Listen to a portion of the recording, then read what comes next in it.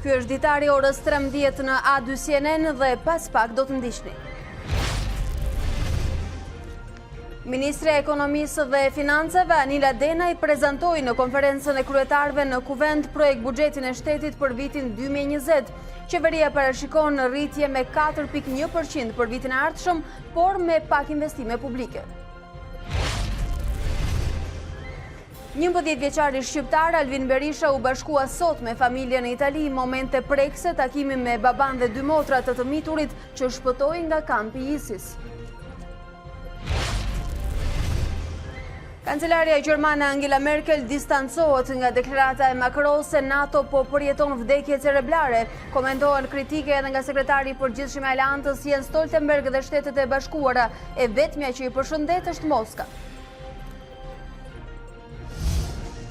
Të nderuar shikues që u përshëndes, por i takohemi në këtë transmetim të drejt për drejt, jeni me Ditari në orës 13, ku edhe sot do të merrni raportime, informacione shtesë që vijnë nga minutat e fundit, nga aktualiteti e politika në vend, rajon dhe botë si këto. Alarmante situata në Australi, ku zjarret masive po përhapen me shpejtësi për shkak të thatësirës dhe erave të forta. Qielli në shtetin e Walesit të Ri-Ugor u bë portokallin, ndërsa zjarret diktuan kushtet e motit duke krijuar re vetëtima. Zhgënjin skuadrat italiane në Europa League, 2 skuadrat e kryeqytetit, Roma dhe Lazio, mundën respektivisht në sekondat e fundit të ndeshjes, ndërsa skuadra e portierit Thomas Strakosha është me një këmbë jashtë turneut.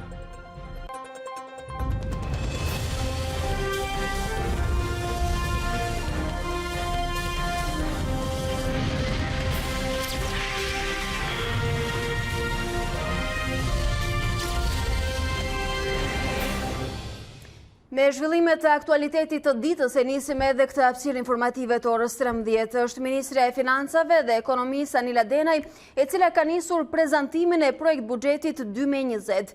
Qeveria ka parashikuar një rritje ekonomike prej 4.1% gjatë vitit të ardhshëm, çka sipas ministres do të përkthehet në më shumë vende pune dhe rrjedhimisht në ulje të papunësisë. Ndërkaq, objektivi i ekzekutivit për 2020 mbetet edhe ulja e borxhit publik në nivelin e 62.2%. Rritja ekonomike parashikohet në nivelin 4.1% në 2020 dhe 4.5% për gjatë viteve 2021-2022. Premisat më kryesore, mbi të cilat mbështetet ky parashikim, janë themelet kryesore ekonomike të cilat kanë vijuar të përmirësohen. Edhe objektivi tjetër i planifikuar në këtë buxhet, ai sigurimi të një niveli të lartë të investimeve publike, prej 4.5% të produktit të brendshëm bruto, do të jetë suportues në rritjen ekonomike dhe punësimin. Rritja mbi 4% e parashikuar për vitin 2020 do të përkthehet në më shumë punësim, ku synohet krijimi rreth 35.000 vendeve pune, si dhe ulje e mëtejshme e shkallës papunësisë poshtë nivelit 11% që është aktualisht. Deficiti buxhetor për vitin 2020 parashikohet të jetë në nivelin e 1.6% të produktit të brendshëm bruto. Ky përbën nivelin më të ulët të trajtuar në 2 dekadat e fundit. Ndërkohë, rreth orës 13:30 pritet një reagim nga forca kryesore në opozit, Partia Demokratike, lidhur me projekt buxhetin për vitin që vjen. Nga ana tjetër, Lëvizja Socialiste për Integrim doli me nënkryetarin Petrit Vasili, ku deklarua se vendi po shkon drejt kolapsit ekonomik. E ndjekim. Duhet jemi sot më të shqetësuar se kur, pasi kriza ekonomike dhe Shqipëria është pikërisht në greminën e kolapsit ekonomik. Nuk duhet të vlefsuar asnjë veprim i kësaj qeverie, duhet parë me vëmendjen më të madhe se si këta po rrënojnë shtetin dhe duhet refuzuar në mënyrë kategorike, prerë dhe me përbuzje çdo shifër dhe mashtrim. Ndërkohë, projekt buxhetin për 2020 e prezantuar ditën e sotme nga Ministri e Financave dhe Ekonomisë na e komenton më detaj, duke na sugjeruar edhe elementet parimor të saj, ndoshta dhe diferencat. Producenti ekzekutiv e ekonomisë në A2 CNN, Aurora Sulqe, mirë se erdhe. Kënaqësi Alba, faleminderit. Aurora, cilat mund të themi se janë karakteristikat kryesore të projekt buxhetit që sapo e dëgjuam të prezantuar nga Ministra Denaj? Për te prezantimit që bëri Ministri e Financave, që sigurisht do të ketë ato optimizmin e vetë për të shpërndarë në publike dhe me kolegët në parlament, ajo që unë kam parë është një buxhet teknik. I vetmja shifër e fryrë dhe shifër politike me cilën qeveria mund të luaj dhe në daljet në ditët në vijim, ka qenë ajo e rritjes ekonomike.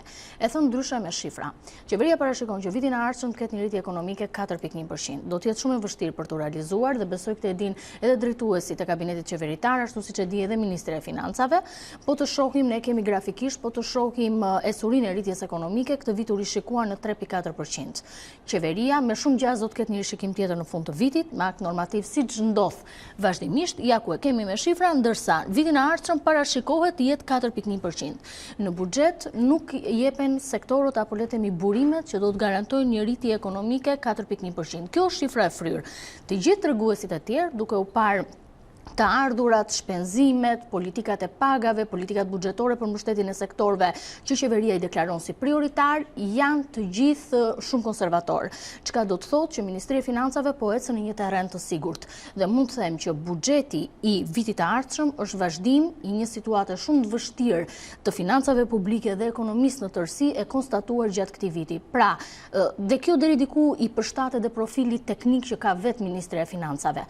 Nuk rrezikohet me të ardhurat të fryra, kur e dihet që nuk do të realizohen, nuk rrezikohet me hapje të fronteve të punës dhe projekteve të mëdha në shpenzimet publike, ndryshe ato që ne i themi investimet ose shpenzimet kapitale, dhe nuk, sepse në fokus do të jetë dhe shlyerja borxheve. Pra, ajo që po bën Ministri i Financave është thjesht po jetë e sigurt që të realizojë këta lloj treguesish. Pra, le ta themi një anë pozitive, jo ambicie të mëdha, por mbetemi tek ato realiste dhe jo shifra të fryra, po më thua ti. Megjithatë më fole për 4.1% që sapo përmendëm. A ishte e njëjta lojë me shifra të fryra politike edhe ajo vitit kaluar me 4.3 që u rishikuar në 3.4 para pak ditësh? Ka një ndryshim krahasuar me buxhetin e këtij viti. Vërtet pati një rritje ekonomike 4.3 e parashikuar në janar. Dhe ajo ishte shumë e fryrë sepse ishte parashikuar që do kishte një situatë të vështirë në sektorin energjetik, do ishte mbyllja e lojrave të fatit, ishte kriza politike që pritej duke qenë se kishte dhënë sinjalet e para, kishte pritej përfundimi tapit dhe devolli 2 projekte të madhore të investimeve të huaja të cilat do përfundonin në fund të 2019-s, por ky optimizëm i rritjes ekonomike u reflektua edhe në zërat e tjerë të buxhetit, që janë pjesa e të ardhurave, gjithashtu rritja e të ardhurave u parashikua shumë e lartë, pjesa e shpenzimeve gjithashtu u parashikua shumë e lartë, dhe kjo çoi më pas që qeveria të detyrohej të krijonte edhe shumë detyrimet prapambetura. E thënë ndryshe, shumë nga kontratat për biznesin e parë kjo jo vetëm në nivel qendror, por edhe nga bashkitë në nivel vendor, të mos paguanin dhe të krijojë pikërisht ai gap tashmë që është detyruar të përballojë Ministri i Financave në 2020-ën. Pra, le ta themi që një pjesë e rishikimit ose uljes është argumentuar për shkak të X elementeve që sapo përmendëm. Po, kemi një situatë të vështirë në 2019 dhe Ministri i Financave është treguar e kujdesshme që në 2020-ën të bëjmë minimalen për të arritur planin e të ardhurave. Rritjen ekonomike mund ta rishikojë, por ama kur të vi punat e pjesa e të ardhurave që më pas ty të kushtozon ndërhyrje shumë të forta në buxhet, sepse nëse ti nuk realizon të ardhurat nuk e para. Nëse nuk e para pastaj ato pak që realizon ku do t'i shpërndash. Në këtë mënyrë, duke mbajtur një nivel të ulët të rritjes së të ardhurave, atë tregohet e kujdesshme në të gjithë zërat e tjerë dhe thotë, unë jam në një terren të sigurt dhe ky është buxheti teknik që bëjnë. Unë besoj që është pak i detyruar. Nga situata ekonomike në të cilën ndodhe, është i detyruar që të bëjë një veprim të tillë. A tregohet po kaq realiste dhe objektive edhe kur flasim për investimet? Për investimet gjithashtu, po të shohim, investimet publike kanë një rënje, krahasuar me të njëjtën periudhë të vitin parë.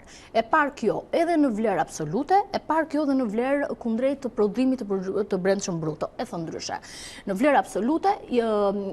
vlerë absolute, investimet publike ne i kemi diku te 4.3% kundrejt një vitin parë. Pra më pak para që do hidhen në vepra publike. Ndërsa kundrejt GDP-s, në qoftë se ishin parashikuar në vitin 2019 5.1% e prodhimit brendshëm bruto, këtë vit janë 4.7%. Pra i kemi në të kurje.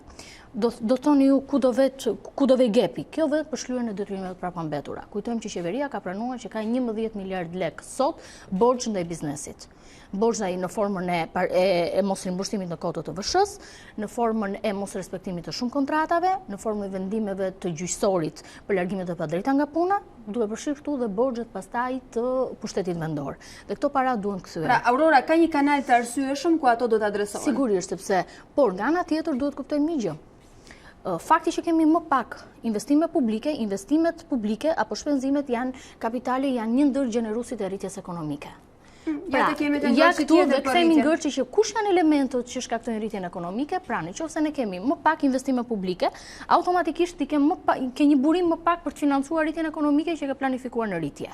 Elementi dytë janë të ardhurat nga TVSH-ja. Për gjithë teleshikuesit, të ardhurat nga TVSH-ja, tatimi vlerën e shtuar, është e ardhura e cila që mat qarkullimin në ekonomi, e thënë ndryshe konsumin. Pra, për çdo mall që ne blejmë, ne paguajmë TVSH-n dhe në përmjet kësaj takse shihet se sa konsumon një qytetarët e tu. Pra vjelja e taksës është tregues.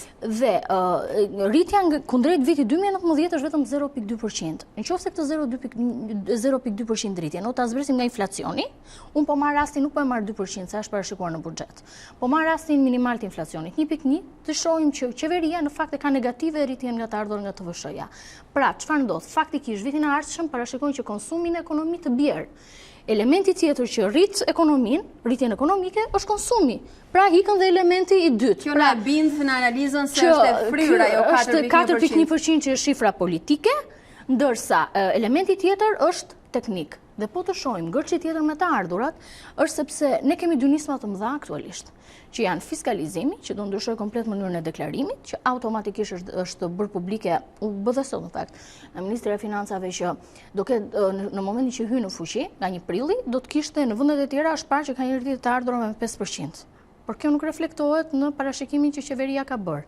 Pra kjo është një nismë me cila pavarësisht po ndërmerret me bujë të madhe, nuk pritet që të jetë pak në vitin e parë impakt të këta ardhura dhe në buxhetin e shtetit. Nuk ka refleksione të shpejta në Shqipëri. Po, ndërsa elementi i dytë është anti-informaliteti, që po luftohet te biznesi. Automatikisht kur ti lufton informalitetin, ti presuzohet të bën mirë administrim fiskal, do të thonë mbledh më pak para në buxhet. Por edhe këtë nuk e kemi parë të reflektuar te rritja e të ardhura. Prandaj them që ky buxhet është shumë teknik. Kush mbeten pastaj burimet për të rritur ekonomin, në kushtet që shpenzimet kapitali kemi në rënje, në kushtet kur konsumi është parashikuar negative ose në rënje. Mbeten investimet të huaja. Tapi devolli përfundon këtë vit, do të thotë që qeveria duhet të gjejë urgjent projekte të tjera madhore për të zvendësuar vitin e ardhshëm në mënyrë që të krijojnë vende pune në ekonomi, të vinë lëvizje motorë, të jenë para të cilat hidhen dhe automatikisht mbiten më shumë taksa në buxhetin e shtetit. Do të duhet të pyesim edhe drejtorinë e specializuar për të drejtim atë të investimeve të huaja se çfarë po bëhet në këtë kohë, apo bëhet në fushatë agresive apo? Deri nuk është vetëm çështje fushate Alba. Investimet e huaja përpara se investitor të zgjedhë një vend, nuk zgjedh vetëm atë që deklaron qeveria, ma disa tregues. Dhe ajo që sot na penalizon, përveç faktit që strukturës e ekonomisë, tregu të vogël, barës fiskale, këto problematika që janë, ne kemi një krizë politike. Asnjë investitor i huaj, i cili kur vjen në një vend të caktuar, nuk vjen vetëm për Shqipërinë, sepse nuk i intereson një brendi ndërkombëtar, një treg 2.8 milion banor. Nuk është asgjë. Zakonisht vijnë për gjithë tregun ballkanik dhe zgjedhin një vend të rajonit ballkanit për tu vendosur, për të vënë seli dhe pastaj përhapen. Zakonisht në këtë garë kanë qenë fituar Serbia dhe Maqedonia. Këtë vit Shqipëria nuk është favorizuese për faktin se kemi një krizë politike. A mund ta përmendim edhe kredibilitetin e sistemin e drejtësisë që është i mungur? Sigurisht, sepse ne kemi pasur problemet me drejtësinë ne kemi pas gjithmonë. Problemet me pronësinë ne kemi pasur gjithmonë. Problemet me barën fiskale, me korrupsionin, me rishfetin, me mos funksionimin e administratës. Të gjithsej situate i shtohet tashmë edhe kriza politike. Kështu që mund ta kuptosh vetë se sa shpresdhënës është i gjithë ky terren për të marrë investime madhore të huaja. Edhe pse do të ishte një valvul shkarkimi në këtë lloj situate. Pikërisht, megjithatë sot s'kemi as institucionet në këmbë, janë në ngritje sipër. Nga ana tjetër, njerëzit që po na dëgjojnë, ndoshta ju duket gjuhë ftohtë, kjo ekonomike dhe ajo që përpiqem ta bëj sa më të thjeshtë në fakt. Intereson janë natyrisht rritja e pagave. A ka ndonjë zë në kanal që mund të parashikojë rritje pagash? Kjo është një tjetër element që tregon për ngërçin e konsumit vitin e ardhshëm. Qeveria nuk parashikon në buxhetin 2020 fatkeqësisht nuk do të ketë rritje pagash, do ketë vetëm indeksimin për pensionistët në masën 2%. E thon ndryshe nga buxheti i shtetit janë parashikuar para, vetëm që pensionistët të kenë një rritje në bazë të rritjes së çmimeve që parashikohet të ketë viti 2020. Rritje pagash për administratën nuk do të ketë. Automatikisht kur ti nuk rrit pagat, kjo është një të ardhura nga pagat konsiderohen ardhura kryesore që kanë familjet shqiptare, ardhura kryesore disponueshme.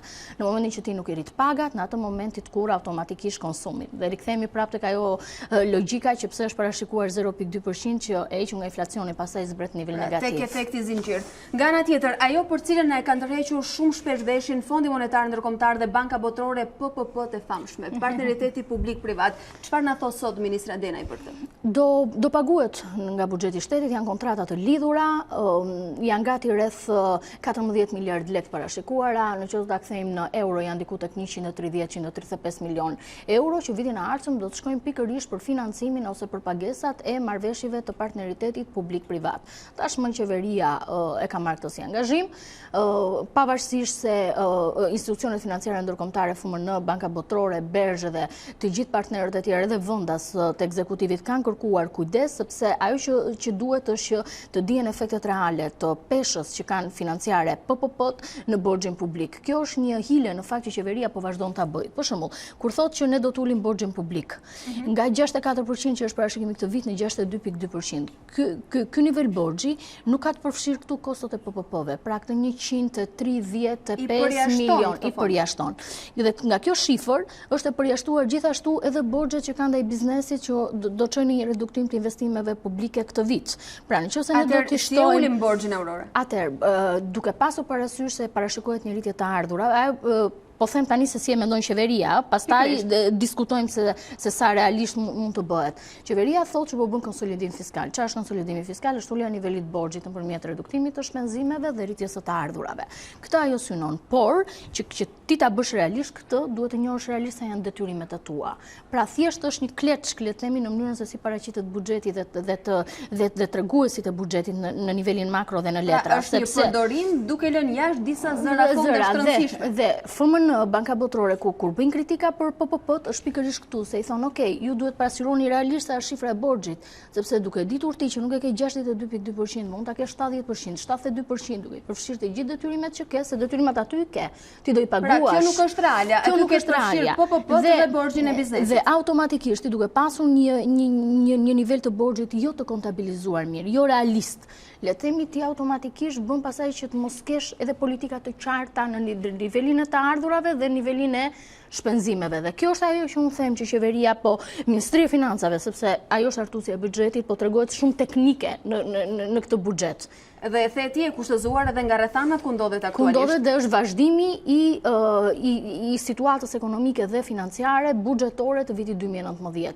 Dhe kjo duket edhe në disa elemente të tjerë. Për shembull, nuk ka politika të mirëfillta buxhetore. Kur them për në buxhetin 2020 nuk ka politika, nën kuptoj që gjithmonë ka disa sektor prioritar. Por kur themi prioritar, prioriteti duket kur ti e para. Nuk duket se para për turizmin. 4 janë elementët që ishin përcaktuar, sektorët që ishin përcaktuar si prioritar. E para ishte arsimi, ishte shëndetësia, ishte infrastruktura, ishte dhe bujqësia. Kundrejt vlerave, kundrejt GDP, duhet parë pasaj në vlerë GDP-e. Në qoftë se arsimi vazhdon të marrë 3% të GDP, sa ka marrë atë nuk është më prioritet. Pra nuk është prioritet, e kemi vetëm në letër. Pra, ti e ke në letër. Dhe këto politika mungojnë aktualisht dhe mungojnë pikërisht për shkak një situate të detyruar buxhetore në cilën ndodhet qeveria. Aurora, unë të falenderoj që na solle këtë analizë kaq të thjeshtë dhe të dukshme për buxhetin që na pret. Kënaqësi.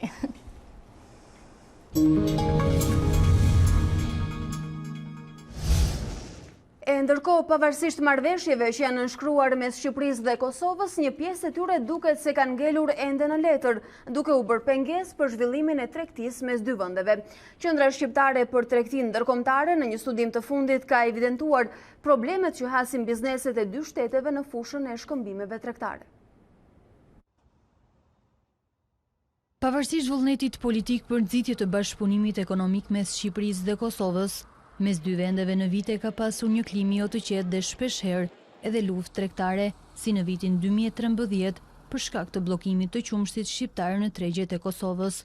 Qendra shqiptare për tregtinë ndërkombëtare ka konkluduar në studimin e fundit për dy vendet se ekzistojnë barriera tarifore dhe jo tarifore që pengojnë shkëmbimet tregtare mes Shqipërisë dhe Kosovës, pavarësisht potencialeve që ekzistojnë mes të dyja vendeve.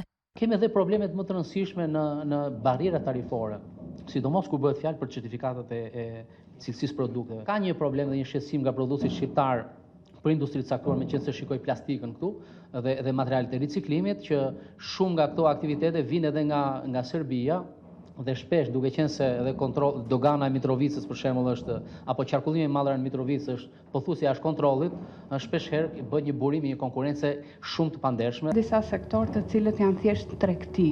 Shqipëria duhet të mendojë ta diversifikojë këtë strukturë, këtë volum tregtar. 50 marrëveshje bilaterale janë nënshkruar në vite mes Shqipërisë dhe Kosovës, por ato kanë mbetur thuajse në letër. Për këtë arsye, bizneset kanë propozuar krijimin e një strategjie të përbashkët mes Shqipërisë dhe Kosovës, e cila sipas tyre do t'i bënte më konkurrues në rajon. Ka ardhur një moment që mos të bëhen vetëm mbledhje të politikës ku nënshkruajnë disa memorandume, por çështja është a mund ta strukturojmë vërtet një politikë të përbashkët, ndoshta 10 vjeçare për një zhvillim dhe integrim ekonomik të dy vendeve. Se bashkohemi të dy palët për breshtarin, ne mund të bëjmë një faktor për sa i përket përballë Serbisë dhe vendeve të tjera. Momenti i dytë kemi agrumet. Është një element që ne duhet të këmbgulim fort sepse kemi përballë Kroacinë. Dhe duke ditur që kemi përballë, ne duhet të ndërtojmë strategjinë tonë për të ballafaquar dhe për të kapur tregun. Gjatë periudhës 2013-2018, shkëmbimet tregtare mes Shqipërisë dhe Kosovës janë rritur me rreth 11%, një normë që konsiderohet e ulët kundrejt potencialeve që ekzistojnë në shumë sektor dhe veçanërisht në atë të tekstileve. Nga ana tjetër, kryetari i Partisë Demokratike Lulzim Basha po e mbyll javën e parë të turit me të rinj pas ditën në Krujë. Belind Këlliçi, i forumit rinor të Partisë Demokratike, do të jetë pas pak me ne në studio, shkëputemi vetëm për pak publicitet.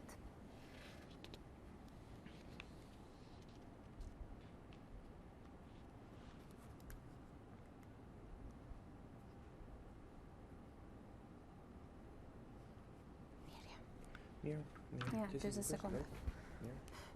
Në ritëm, në ritëm. Është situatë që ke keqe, është domethënë gjendja është të gjitha në ngërç. Kudo ku shkon, çdo gjë. Atë po diskutoja sot. Është një ngërç të mërshme. E të ftuarit që vinë. Është të mërshme. S'ka çfarë. Në jam duket si e pa vlerë, nuk e di. Është një gjendje kaotike. Asnjë hap para u bën muaj, pra është ajo që ne kthejmë gjithçka në normalitet. Edhe është e dhimbshme. Ajo është pjesa më e keqe se të bëhet pse pjesë normale e jetës tënde dhe duket se okay, kështu kanë qenë gjërat dhe kështu mund të jenë. Jo më ç'më. Edhe tuhet kur e marr.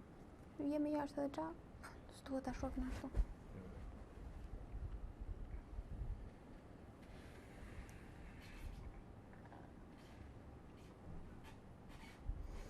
Soti Belind Këlliçi, kryetari i forumit rinor të Partisë Demokratike, është bashkuar tashmë me ne në studion e Ditarit. Mirë se vini. Faleminderit për ftesën. Soti Këlliçi, gjithmonë kur ju referohem në emër, kam në mendje të rinjt e Shqipërisë, kësaj radhe të Partisë Demokratike, dhe këtu e keni kthyer fokusin aktualisht ju si parti dhe si subjekt politik. Takime me të rinjt në gjithë Shqipërinë. Ku është fokusi ose parimi juaj gjatë këtyre takimeve? E kemi parë që flisni, dëgjoni, por sa realiste është, sepse takime bëhen shumë shpesh. Jo, është 100% realiste, sepse po ta keni parë dhe po të keni ndjekur gjithë të që në fakt ka nisur me Tiranën, është vendosur në Elbasan, në Korçë, në Vlorë, në Shkodër dhe sot do të jemi në Krujë.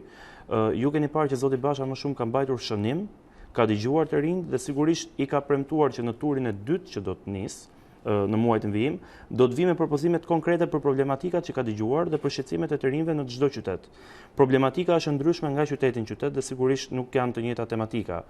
E rëndësishme është që po dëgjohen të rinjt, shqetësimet janë kryesisht të njëjta për sa i përket eksodit të rinjve që po ikin të rinjt, edhe në bazë statistikave të OKB-s 38 shqiptarë lënë Shqipërinë çdo ditë.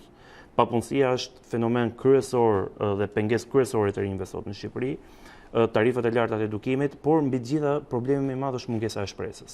Për të dhënë një zgjidhje konkrete dhe për të mos qenë ajo që ju thonë që është një rutinë, që janë takime rutinë, zoti Basha dhe Partia Demokratike kësaj radhe ka një strategji tjetër.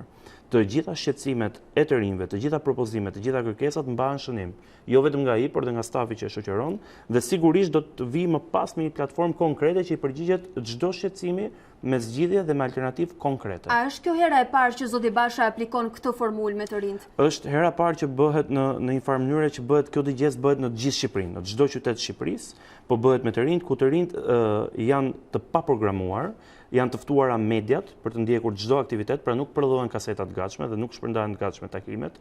Është e ftuar çdo media për të ardhur dhe për të regjistruar dhe për të parë dhe për të transmetuar live takimin dhe të rinjt marrin vetë kontrollin e situatës, menaxhojnë situatën dhe thonë shqetësimet e tyre. Kështu që është një format risite dhe gjithçka shkon kaq natyrshëm dhe spontanisht. Cili është interesimi i tyre për takimet me zotin Basha, sepse duket si shpesh të rinjt shqiptar janë treguar indiferent për shkak se janë lodhur me premtimet. Ja u them unë, interesi konkret është çfarë do të bëni ju ndryshe. Okej, do bijem gjithë dakord që situata është tërësisht anormale, që kjo qeveri ka humbur çdo legjitimitet moral dhe kjo qeveri nuk mund të vazhdojë më të funksionojë dhe të punojë për qytetarët dhe për të rinjt, por ju si kryeministrin hije i vendit, lideri i opozitës, çfarë do të bëni nesër? Dhe ka patur premtime konkrete, duke nisur nga një premtim që do të përfshihet në programin e arsimit të Partisë Demokratike dhe në programin politik, që do të bëhet financimi i studimeve bachelor dhe master për familjet nën të ardhura 640.000 lekë të vjetra do të bëhet në masën 100%, për familjet mbi këto të ardhura do të bëhet në masën 50%. Është një premtim konkret që brenda vitit parë të qeverisjes Partisë Demokratike, rroga minimale në Shqipëri do të jetë 300 euro, për rrogat që janë mbi 400.000 lekë, 400.000 lekë shi i parë do të ketë zero tatim, nuk do të tatohet. Ka patur një premtim për vënje të një page bazë për infermierët në masën 700 euro, për mjekët në 1.200 euro. Këto janë premtime konkrete për të stimuluar të rinjt, për t'i dhënë shpresë dhe për t'i treguar që me të vërtet ne mund të rrisim rrogat dhe sërish mund të jemi pak mbrapa në rajon, por mund të kemi shpresë. Mund të kemi një mundësi për të mbledhur në Shqipëri. Përveç moshës edhe pakënaqësisë, kam përshtypjen se të rinjt janë më të mirë në kërkesën e llogarisë nesër nëse ju do të jeni aty në pushtet. A i keni të mirë menduara këto premtime kur po jepni në këtë fazë, sidomos para atyre, pavarësisht se do t'i përktheni në një platformë konkrete? Pa diskutim. Okej, platforma ekonomike e Partisë Demokratike, fatkeqësisht jemi e vetmja forcë politike që sot kemi program ekonomik, është e konsultuar, e punuar, e draftuar dhe e mirë menduar me ekspertët më të mirë të CDU-s. Ekspertët më të mirë të CDU-s që ne ka mundësuar bashkëpunimi që Partia Demokratike dhe Forumi Rinor ka me Fondacionin Konrad Adenauer në Shqipëri, ka bërë të mundur që ne të na vinë ekspertët më të mirë në të gjitha fushat specifike që ka Gjermania dhe që punojnë me programin e CDU-s. Pra, të njëjtët ekspertë që bëjnë programin e CDU-s, programin më të mirë ekonomik në Europë, kanë punuar dhe me programin ekonomik të Shqipërisë, të Partisë Demokratike. Nuk e diskutoj që konsulenca e cila mund të vinë nga CDU-ja gjermane mund të jetë fantastike dhe krejtësisht e mirëmenduar. Megjithatë, a është lehtë ambientueshme për realitetin shqiptar dhe kushtet ku ne ndodhemi sot? Këtë doja të thoja, sigurisht në bashkëpunim me ekspertët më të mirë të ekonomisë dhe të financës që ne kemi në Partinë Demokratike dhe të arsimit gjithë fushave, është bërë përshtatja me realitetin shqiptar, se sigurisht realitetet janë tërësisht ndryshme. E rëndësishme është që këto premtime që janë themelet bazë të premtimeve ekonomike, por mbi gjitha që prekin dhe të rinjt dhe prekin atë fashë që sigurisht është fasha që çon përpara shoqërinë, shtresa e mesme, të rinjt që duan punësim, është premtuar që 10.000 studentët më të mirë çdo vit do të kenë një vit stazh pune të paguar në masën 300.000 lekë në muaj dhe ky është një premtim konkret. Të gjitha këto kanë një kosto financiare që është për llogaritur, por që kemi një qasje ndryshe në mentalitet. Parat tona, parat e taksapaguesve në momentin që do të jetë Partia Demokratike në krye të vendit, nuk do të shkojnë më për PPP, nuk do të shkojnë më për afera korruptive, nuk do të shkojnë më për check-up, për tendera fiktiv, nuk do të shkojnë më në xhepat e politikanëve dhe të oligarkëve, por do të shkojnë në interes publikut, në interes qytetarëve dhe në interes të ringjalljes shpresës. Fatkeqësisht sot nuk kemi më asnjë investim të huaj në Shqipëri dhe kjo është një fatkeqësi kombëtare do të thoja unë, nuk është vetëm pa aftësi e qeverisë për të thithur investimet huaja. Është fakt që pengon të rinj që ndrojnë në Shqipëri. Janë dy baza themeltare për të mbajtur këta të rinj në vend nëse nesër ju do të jeni pikërisht në pushtet. Nga ana tjetër, a kanë të tjera pakënaqësi ata të cilët kanë pasur mundësi t'ia shprehin zotit Basha drejt për drejt dhe cili është impresioni i tij tashmë që zbret edhe në terren për të dëgjuar nga afër këtë të rinj? Sigurisht që ka shqetësime, ka patur shqetësime për sa i përket infrastrukturës, për sa i përket rrugëve të qyteteve, për sa i përket mirëmbajtjes, pastrimit të qyteteve, për sa i përket gjendjes kriminalitetit në vend. Dje në Vlorë, ne kemi qenë në Vlorë, kemi dëgjuar që në Vlorë mund të jetë nga të paktat raste që ka vende pune, ka edhe vende të mira pune, ka titullar për drejtor të kadastrës, por askush nuk pranon të jetë drejtor i kadastrës Vlorës, sepse japin dorëheqjen brenda 2 javëve, sepse presioni i mafjes është i jashtëzakonshëm. Kjo është një provë reale, dëshmi e gjallë që shteti është i kapur nga mafja. Mafja e kontrollon shteti dhe sigurisht shqetësimi i tyre është që çfarë do të bëjë Partia Demokratike dhe me çfarë ritmi do të shkëputësë dhe do të pres nyjet dhe lidhjen e krimit me qeverinë, me shtetin, sepse është e pamundur që 3 drejtor rrjesh brenda 2 muajve të japin dorëheqje në të njëjtin institucion dhe askush të mos marrë përsipër të drejtojë institucionin. A ka arritur të jap një ofertë zoti Basha? Pa diskutim, oferta jonë rreth parë është një ofertë që nuk ka asnjë lidhje me krimin, nuk ka asnjë të përbashkët, asnjë pikpyetje me krimin, ne nuk kemi peng krimit, nuk kemi asnjë marrëdhënie as të tërthorit me krimin dhe do ta luftojmë krimin që nga dita e parë që do të jemi në kryeqeverisë.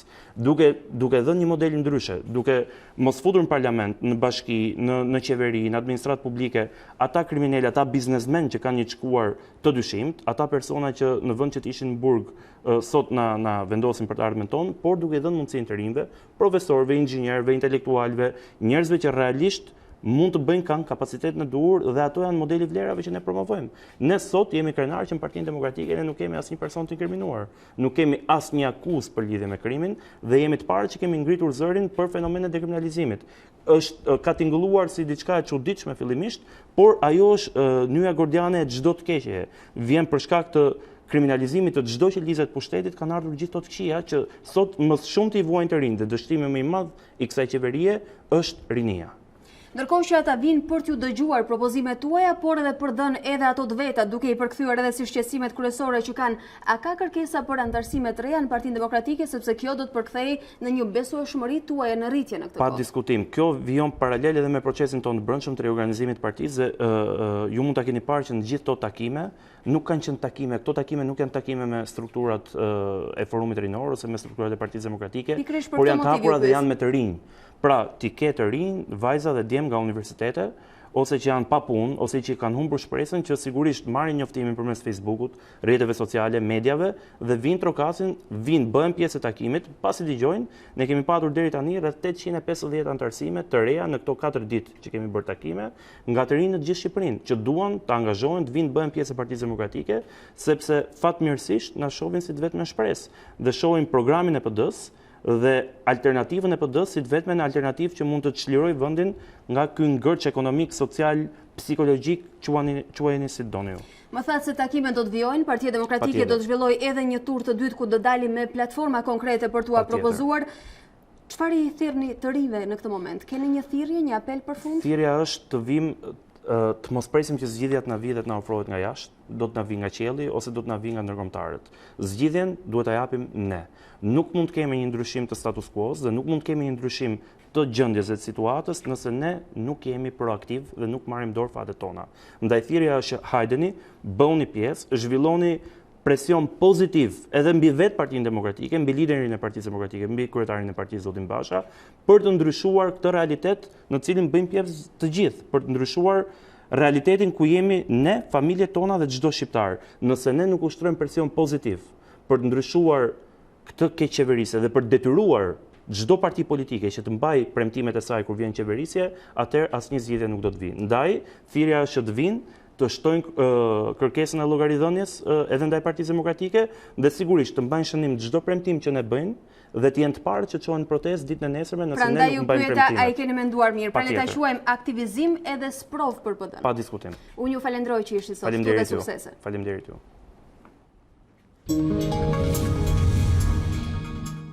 Autoritetet italiane dhe Ministri i Brendshëm shqiptar Sandër Leshaj në një konferencë për shtyp zbuluan detajet e operacionit të shpëtimit të voglushit Alvin nga kampi Al-Hol në Siri. Ata theksuan se 2 presidentë sjellin shpresë edhe për shpëtimin e fëmijëve të tjerë që gjenden në Siri. Ndjekim dhe prononcimet e tyre. Alvin Berisha është një rast i trishtuar i cili duhet na tregojë të gjithëve që terrorizmi, radikalizmi, dhuna, ekstremizmi nuk janë opsione të cilat mund të jetojnë në shoqërinë tonë. Dhe gjithë sfida e politikës, e shoqërisë, e autoriteteve është që raste si ky i Alvin Berishës mos të përsëriten më në shoqërinë tona dhe terrorizmi, ekstremizmi, radikalizmi, çdo formë e dhunës mos gjejë asnjë hapësirë në shoqërinë tonë europiane. Është rasti i parë në Evropë që një fëmijë që gjendej në një vend lufte kthehet tek familjarët dhe shtëpia e tij. Ishte një punë ekipi e jashtëzakonshme. Kur duam jemi në gjendje të bëjmë shumë. Nga përgjimet mbaj mend thirrjen e dëshpëruar të Alvin, i cili i thoshte të atit: "Këtu nuk më lën të iki në shkollë, mamaja vishet si ninja." Ishte si të jetoje në një botë surreale. Prandaj sot hapet një faqe e re dhe atje janë shumë fëmijë që duhen shpëtuar. Alvin është emër shprese nga sot në të gjithë botën. Kemi treguar se ne, operatorët humanitar, jemi në gjendje të veprojmë, të bëjmë shumë, por jo të vetëm. Kjo ndodh vetëm kur bashkohet vullneti i qeverive, si në këtë rast. Jam i sigurt se kjo do të prodhojë frute të mira. Nëse shtetet lëvizin, fëmijët e tjerë mund të shpëtohen nga lufta.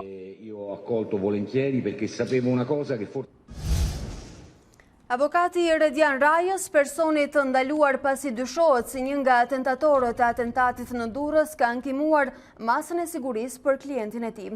Sipas burimeve pranë gjykatës, prova kryesore e prokurorisë kundër tij ishte një shenjë gishti e Rajës në një palsyze të gjetura në mjetën që dyshohet të jetë përdorur nga autorët, mjet që u braktis në shkafan të ishmit. Redian Raja do të hetohet për akuzën e vrasjes së funksionarëve publik dhe vrasja e 2 ose më shumë personave mbetur në tentativë dhe armbajtje pa leje.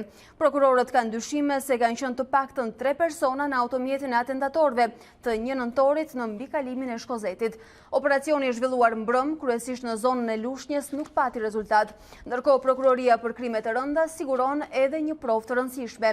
Analizat balistike konfirmojnë se plumbat në vendin e ngjarjes janë qelluar nga armët e gjetura në mjetin në shkafan të ishmit. Në atentatin me armë në rrethrotullimin e Shkozetit, mbetën të plagosur prokurori Arjan Doja, Aleksandr Laho dhe shoferi Andi Maloku. Ai ndroi jetë mbrëm për shkak të plumbave në mushkëri dhe shtyllën kurrizore. Ndërsa policia spanjolle ka arrestuar 3 shqiptarë me akuzën e grabitjes. 2 nga djemtë ishin të moshave 19 dhe 29 vjeç, ndërsa mes të arrestuarve është edhe një vajzë 23 vjeçe. Ai u kap në tentativë për t'u larguar nga Spanja përmes aeroportit, ndërsa në shtëpi u gjetën bijuteri të shtrenjta. Gjatë kontrollit të banesave të tyre u sekuestrua një sasi parash, bijuteri dhe sende të tjera me vlera të mëdha dhe maskat që përdornin gjatë vjedhjeve. Sipas policisë spanjolle, 3 të rinj kanë realizuar më shumë se 30 grabitje në qytetin e Ponteveras në Spanjë, kryesisht duke hyrë në banesa. Automjetët që autorët përdornin kishin targa false. Pasi realizonin vjedhjen e radhës, ata ktheheshin në Shqipëri për t'u rikthyer sërish në Spanjë duke përdorur identitete të rreme.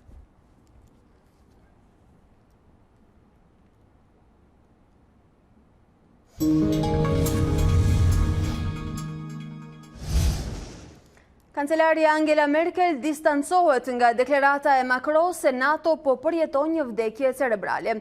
Komentet kritikohen edhe nga sekretari i përgjithshëm i Aleancës Jens Stoltenberg dhe Shtetet e Bashkuara. E vetmja që i mbështet është Rusia.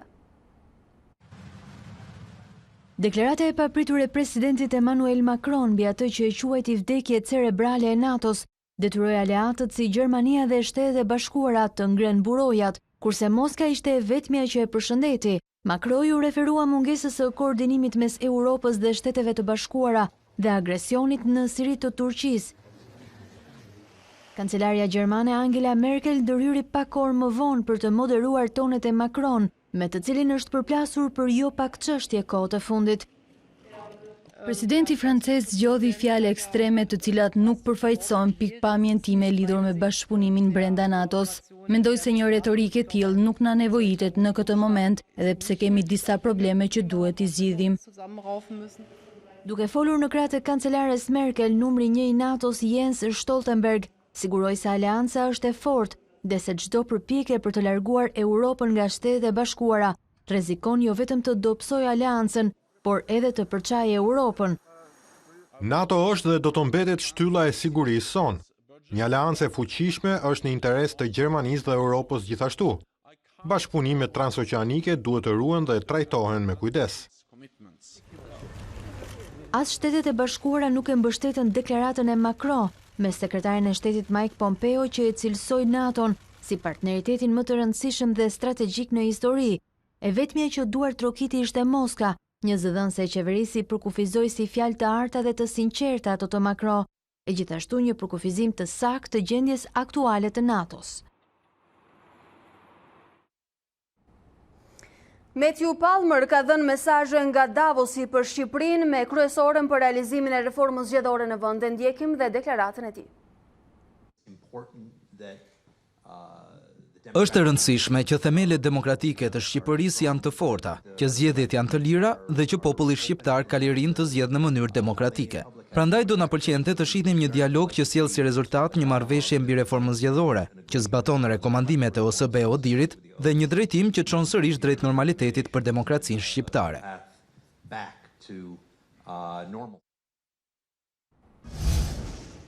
Alarmante situata në Australi, ku zjarret masive po përhapen me shpejtësi për shkak të thatësirës dhe erave të forta. Qielli në shtetin e Walesit të Ri u bë portokalli, ndërsa zjarret diktuan kushtet e motit, duke krijuar re vetëtima. Qielli u bë portokalli në shtetin australian të Walesit të Ri, i përfshirë nga zjarre masive të paprecedenta. Më shumë se 90 vatra zjarri po digjen rreth shtetit, ndërsa mbi 1.000 zjarfikës po luftojnë me flakët që ushqehen nga thatësira, temperaturat e larta dhe erat e forta. Ekspertët thonë se disa prej vatrave po krijojnë kushtet e veta të motit, përfshirë të ashtu quajturat re të zjarrit, që mund të prodhojnë vetëtima, por pa shi. Ka raportime për persona të bllokuar në përbanesa, ndërsa ekipet e shpëtimit nuk arrin dot atje për shkak të fuqisë së zjarreve. Fatkeqësisht jemi në territor të pasigurt. Nuk kemi parë kurrë kaq shumë zjarre dhe situatë të tillë. 90 zjarre vazhdojnë të digjen në rreth Walesit të Ri, 50 nga të cilat janë jashtë kontrollit. Autoritetet paralajmërojnë qytetarët të kërkojnë vendstrehime të sigurta kundër zjarrit në vend që të largohen, pasi sipas tyre është shumë vonë për të ikur. Paralajmërime për gjendje emergjence u lëshuan edhe në Queensland dhe Australinë Perëndimore, ku gjithashtu janë krijuar disa vatra. Në Walesin e Ri, zjarfikësit po luftojnë me flakët që prej shtatorit. Muajin e kaluar 2 persona vdiqën në përpjekjen për të mbrojtur banesën e tyre. Mbi 2.000 hektar shkure ku jetonin koala u dogjën dhe qindra kafsh besohet të kenë ngordhur.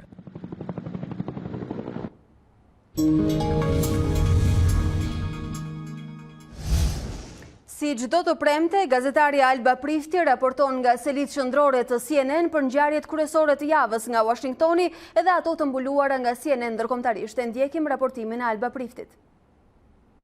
Disa javë pasi procedurat filluan për impeachment të presidentit amerikan Donald Trump dhe dëshmi private të zyrtarëve të ndryshëm, publiku do të ketë mundësi të dëgjojë një dëshmi të hapur. Javën që vjen, diplomati kryesor amerikan për lidhjet me Ukrainën do të dëshmojë përpara shtëpisë së përfaqësuesve.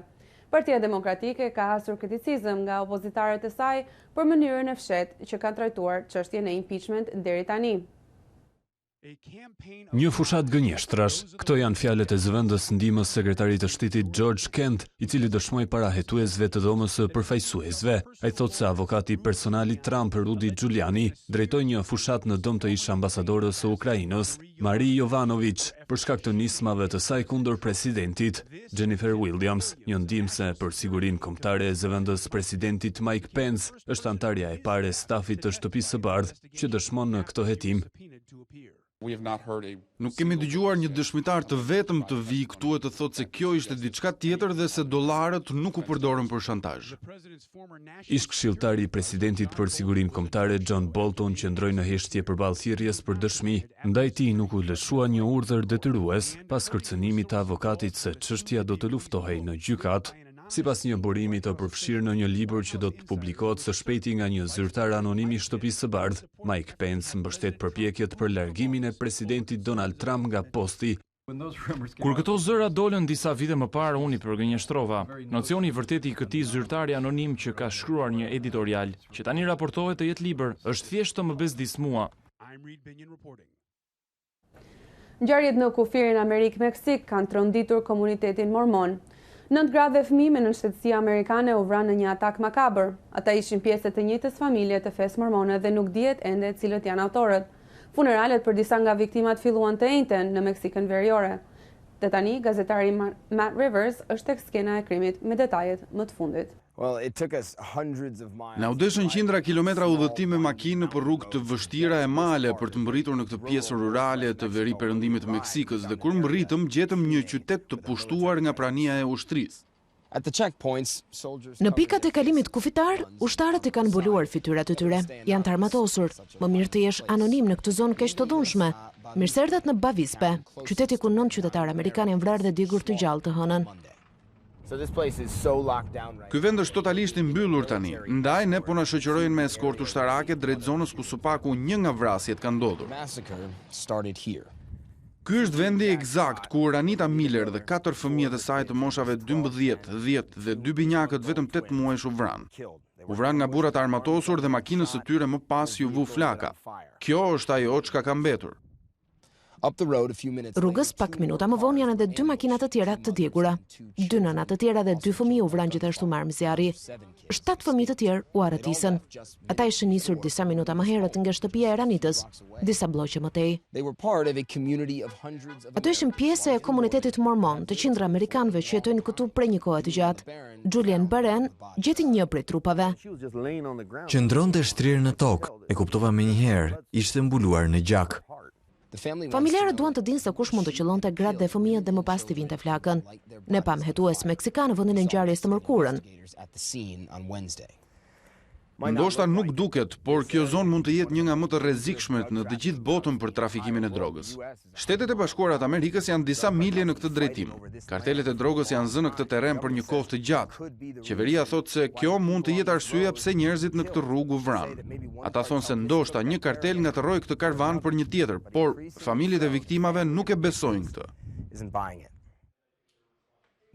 Ata mendojnë se familjet u targetuan specifikisht nga kartelet e drogës. Nuk e dim pse. Komuniteti është përplasur edhe më parë me kartelet e drogës, por thonë se kjo ishte e papritur. Nuk kemi qenë kurrë të kërcënuar. Së paku jo aq sa të mendonim se gratë dhe fëmijët do të vriteshin. Presidenti i Meksikës, López Obrador, erdhi në pushtet me premtimin se do të reduktojë krimin në vend, por statistikat tregojnë se numri i vrasjeve është 6 herë më i lartë se në Shtetet e Bashkuara. Presidenti këmbgul se strategjia e tij e uljes së varfërisë do të lehtësojë dhunën nga kartelet e drogës, por disa po e humbasin durimin. E ndërsa autoritetet po kërkojnë të gjejnë përgjegjësit për këto vrasje, ato thonë se vrasësit kanë përdorur armë amerikane për të vrarë 3 gra dhe 14 fëmijë.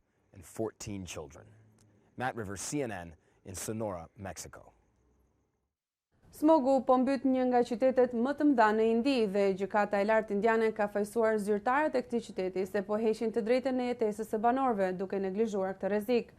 Kryeministri Narendra Modi postoi në Twitter se ai mori pjesë në një mbledhje me zyrtarë të gjithë vendit ku diskutua gjatë situata në kryeqytetin indian.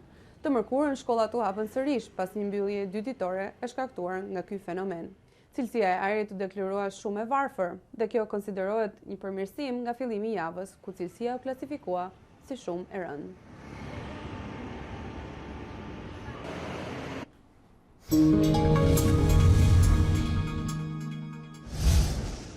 Në hapësirën për të rejat nga sporti, Lazio kreu vetvrasje në Olimpiko dhe i thot praktikisht lamtumir Europa League për këtë vit.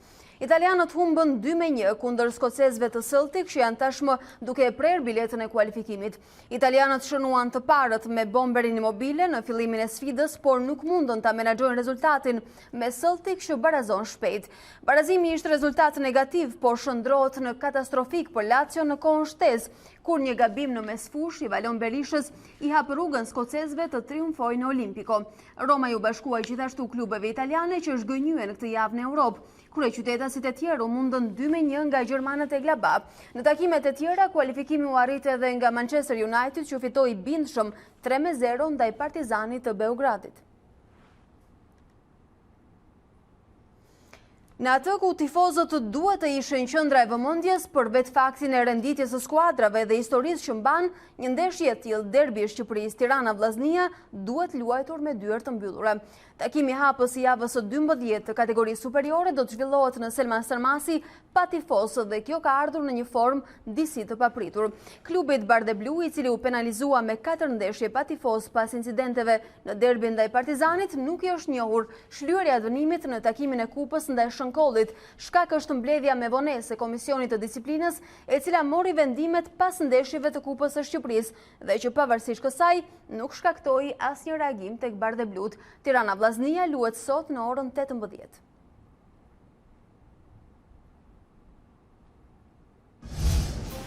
Dhe në fund ne rishikojmë edhe një herë zhvillimet kryesore të këtij ditari. Ministri e Ekonomisë dhe Financave Anila Denaj prezantoi në konferencën e kryetarëve në Kuvend projekt buxhetin e shtetit për vitin 2020.